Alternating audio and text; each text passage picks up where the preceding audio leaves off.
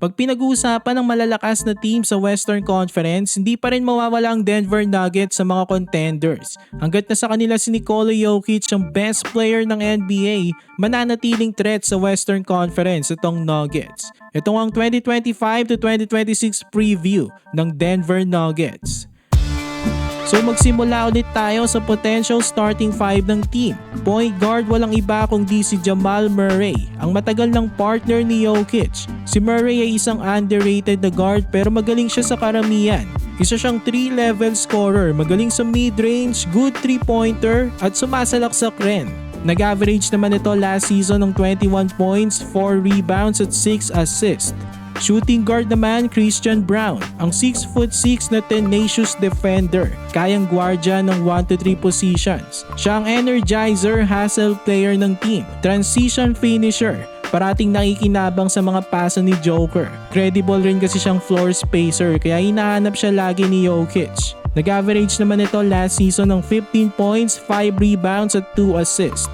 Small forward naman, Cameron Johnson, ang 6'8" na bagong sharp shooting wing ng team. Ito nga yung pinalit ng Nuggets kay Michael Porter Jr. Same lang naman ang magiging role nito ni Johnson sa Nuggets. Kung paano paganahin ni Jokic si Michael Porter Jr., ganun niya rin i-utilize itong si Cameron Johnson. Nag-average naman ito last season si Johnson ng 19 points, 4 rebounds at 3 assists.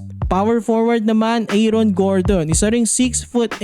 Ito naman ang lab threat at rim rocker ng team. Gamay na nitong laruan ni Jokic. Kaya isa ito sa pinaka-importanteng weapons ng team. Siya ang best defender ng Nuggets dahil switchable siya sa depensa. Kaya niyang bantayan ng 1-5 positions. Nag-average naman si Gordon last season ng 15 points, 5 rebounds at 3 assists.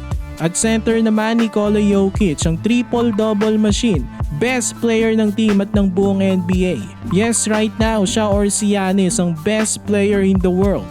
Kakaibang skillset nito ni Jokic. Big man na parang point guard. Natatawag nga itong point center dahil sa kanyang unmatched na court vision at passing skills. Mahirap pigilan itong si Jokic, kakailanganin mo talagang i-double dahil halos wala siyang weakness. Ang weakness lang ata nito sa depensa, kaya naman sa loob ng 5 season, 3 beses siya nag-MVP. Grabe ngang in-average nito last season. Triple-double stat line na naman, 29 points, 13 rebounds at 10 assists. So ayan ang potential starting five ng Nuggets. Ang kanilang bench naman ay may mga bago at nagbalik.